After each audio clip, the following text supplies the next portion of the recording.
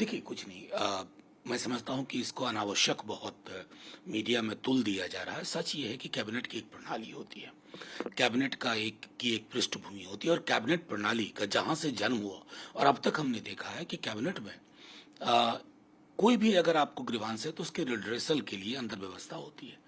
उनको कुछ चीज़ों से उनकी आपत्तियां थी, उन्होंने आपत्तियां जाहिर भी की, फिर उसके बाद उन्होंने आज इस्तीफा दे दिया। इसमें संगठन से उनका कोई द्वेष नहीं है, विराग नहीं है। उन्होंने सिर्फ उन वजहों के आधार पर इस्तीफा दिया जिसको वो उजागर कर रहे थे, और मैं समझता हूं कि ये मैटर इसको यहीं क्लोज माना जाए।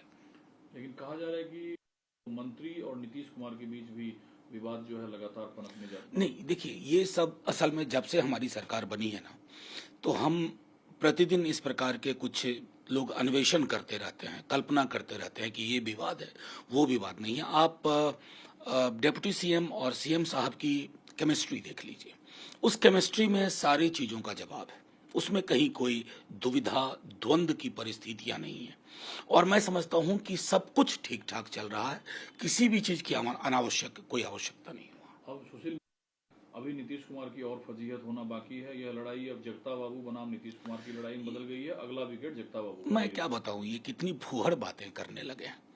ये लालू जी नीतीश जी के दौर के हैं, मतलब भाजपा में अपने को स्थापित करने के चक्कर में कुछ भी बोल जा रहे हैं। अरे कम से कम एक जगह तो आप देखिएगा कि डेमोक्रेटिक सेटअप है। कैसी कैबिनेट आप चाहते हैं जहां एक व्यक्ति के समक्ष कोई मुंह ना खोले, या ऐसी कैबिनेट जिसमें हर व्यक्ति आजादी से अपनी बात रखे, उसकी बात से किसी को थोड़ा कष्ट भी हो तो उसकी भी गुंजाइश हो, उसको खत्म किया जा सके, या ऐसी कैबिनेट हो जिसमें किसानों को कुचल देने वाला व्यक्ति एक मिनट उसके बारे में कोई चर्चा ना हो। तो सुशील मोदी जी, आपसे मैं गांभीर्य की उम्मीद करूं, ये कुछ ज्यादा आपसे उम्मीद करना है, लेकिन आप जिस दौर के राजनेता रहे हैं ना, ये सब काम छोड़ दीजिए। आप प्रवक्ताओं के लिए आपके पास कमी नहीं है वैसे प्रवक्ताओं की, अपने में थोड़ी गंभीरता आप लाइए। सर, आज 2 अक्टूबर है। राहुल गांधी ने कहा कि सत्ता में जो बैठे लोग हैं आजकल, वो गांधी के फुटप्रिंट पर चलने में सक्षम नहीं है।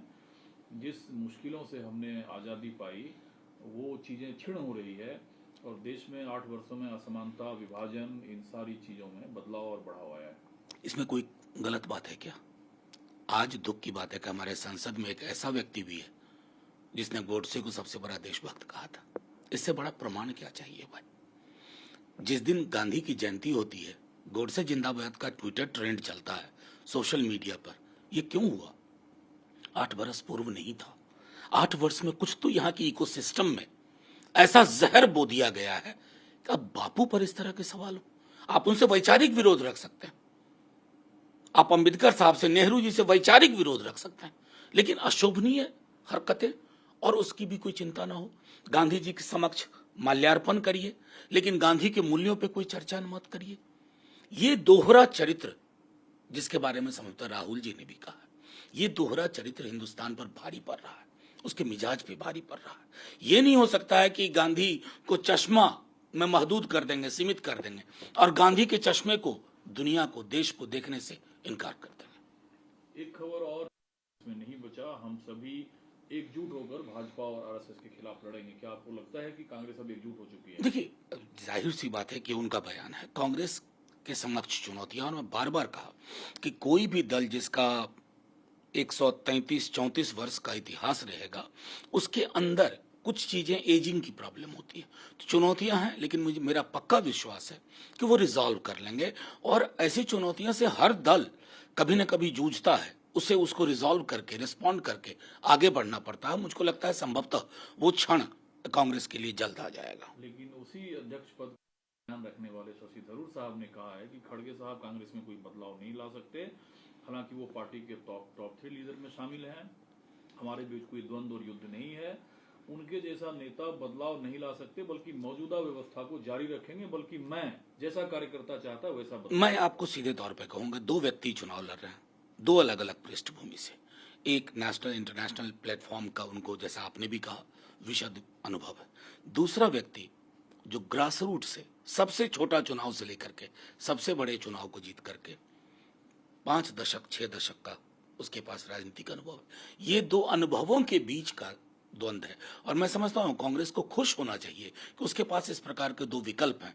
इसको थरूर बनाम खड़गे बनाने से बेहतर है कि देखें कि एक पार्टी में ये कोशिश हो रही है कि ये दो प्रतिमान हमारे पास है, हमें किधर चलना है। एक सर आखिरी सवाल और है। 8 साल नड्डा साहब ने आज फिर कहा कि कांग्रेस पार्टी सिर्फ भाई बहन की पार्टी है, जिनकी कोई विचारधारा नहीं है, भाजपा अपनी आइडियोलॉजी से आगे पीछे नहीं होती है। क्या भाजपा के लिए आज भी राजनीतिक प्रतिद्वंदी के तौर पर मुख्य तौर पर कांग्रेस है? देखिए, वो तो अभी भी कांग्रेस का नेशनल फुटप्रिंट सबसे ज्यादा है, इसमें कोई दो मत नहीं।